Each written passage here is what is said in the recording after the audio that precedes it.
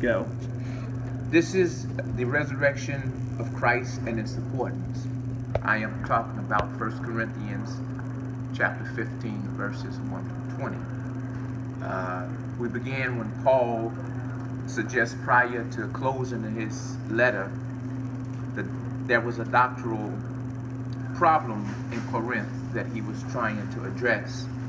In the crowd, the gang, usually I envision somewhat we do ourselves in our time.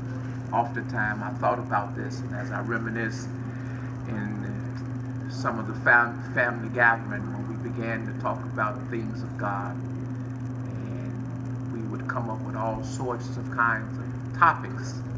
But one of the topics here that we find in the 15th chapter is that we had a set who did not believe and went on to say that there was no resurrection of the dead. It is not known whether the people in question were denying the physical resurrection of Christ, but they were asserting that they would never be a time that human beings who died would come back to life again and receive new bodies like the body of Christ. And so Paul was happy to be able to be challenged by that thought process. And oftentimes he never wanted these infectious and poisonous types of thoughts to spread. He wanted to keep them contained as fast as possible. And so it was so wonderful that from the historical record we see that Paul was able to somewhat captivate and challenge these somewhat perverse thinkers. And he was very apologetic in his style. And he was, we are blessed to see such a man who was able to defend the faith like we as well should be able to.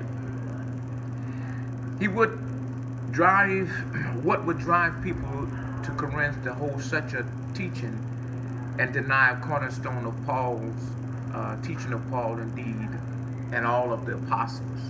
It seemed likely that these people were under the influence of some central tenets of Greek philosophical thinking. Traditional Greek thought divided the human being into body and soul, and the soul was considered to be the prison of the body, in the prison of the body.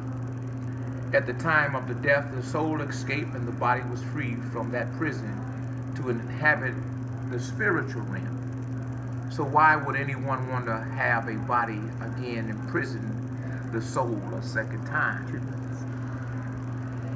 In the same type of thinking that made some of the people in Athens sneered at Paul when he broached the resurrection of Jesus.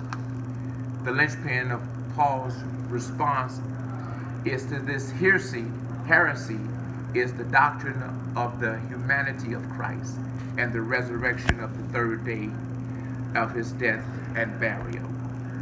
In the first half of the chapter 15, Paul expounds the doctrine of Christ's resurrection on the third day as proof that dead human beings do, in fact, rise from the dead, and Christ is the first fruits of the physical resurrection that was in verse 20. In the second half of the chapter, he answered questions about what a resurrection body might look like.